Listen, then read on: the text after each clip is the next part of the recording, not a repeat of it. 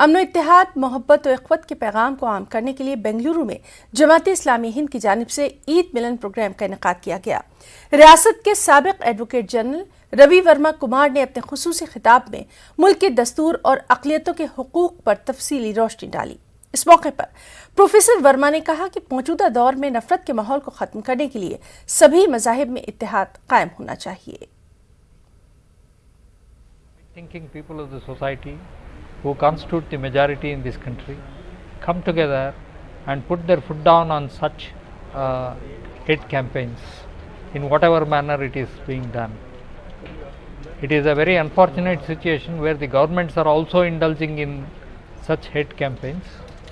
both at the center and in the states. It is time that such elements are weeded out of power and a strong message is sent that there is no place for hatred in our constitution and in our society. अफसोस की बात है कि नफ़रतों की, दुश्मनियों की, लाक़ानूनियत की, जुल्म की, तशद्दुद की जो फ़िज़ा